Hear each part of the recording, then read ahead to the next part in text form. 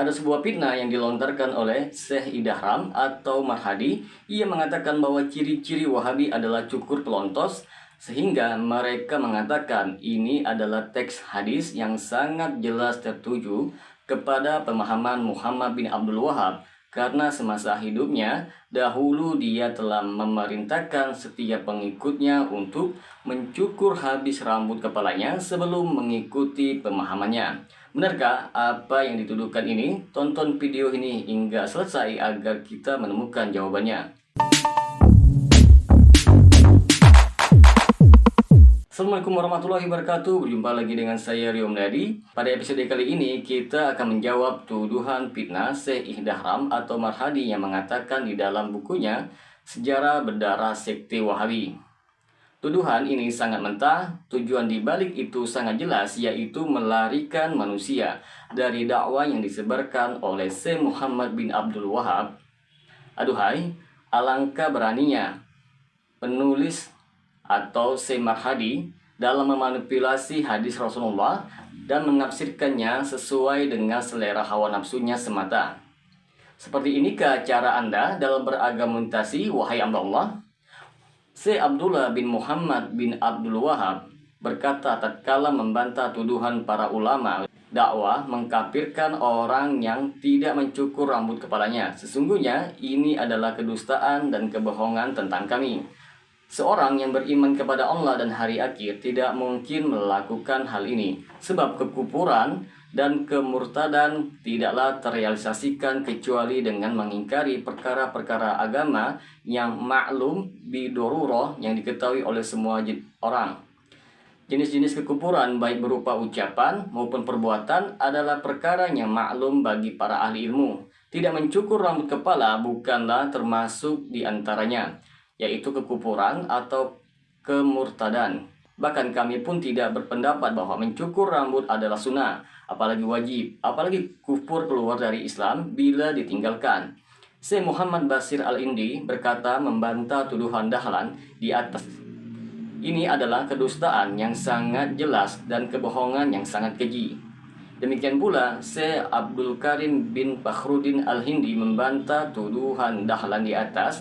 Adapun hadis yang berkaitan tentang Khawarij bahwa tanda-tanda mereka adalah mencukur rambut, maka hal ini tidak menguatkan tuduhannya, sebab membiarkan rambut adalah sunnah menurut Syekh Muhammad bin Abdul Wahab dan para pengikutnya. Syekh Sulaiman bin Sahman juga berkata ini termasuk kebohongan, kedustaan, kezaliman, dan penganiayaan. Syekh Nasiruddin Al-Izazi juga berkata membantah tuduhan ini. Apa yang engkau sebutkan tentang cukur rambut, maka itu adalah ucapan kurafat, wahai Ummu Ammar. Al-Qasimi lebih jauh membantah tuduhan ini.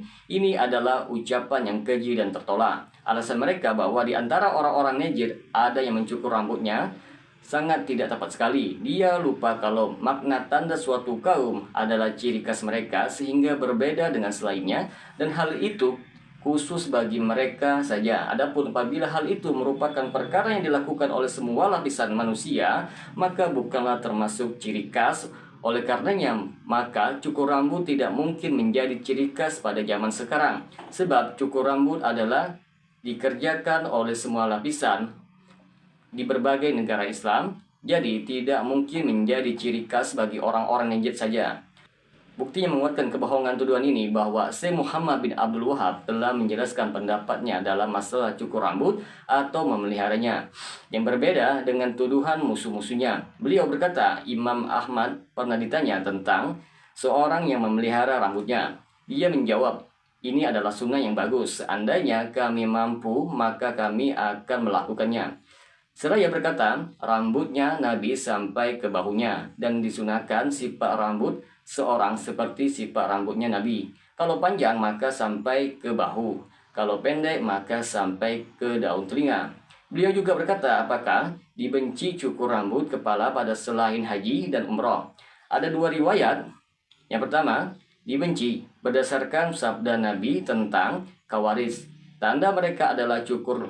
Yang kedua, tidak dibenci berdasarkan larangannya tentang Khoza, yaitu cukur sebagian rambut dan membiarkan sebagian yang lainnya. Cukurlah semua atas, biarkan semua. Riwayat Abu Dawud. Ibnu Abdil Bar berkata, para ulama di setiap tempat bersepakat tentang bolehnya cukur dan cukuplah ini sebagai hujjah.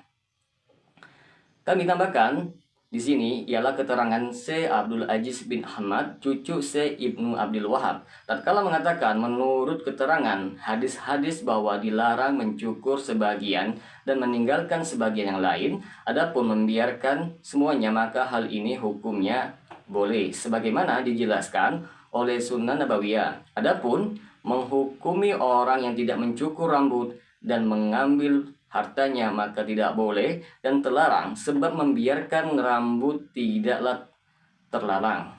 Semoga dengan sedikit penjelasan ini dapat memberikan manfaat bagi kaum muslimin. Assalamualaikum warahmatullahi wabarakatuh.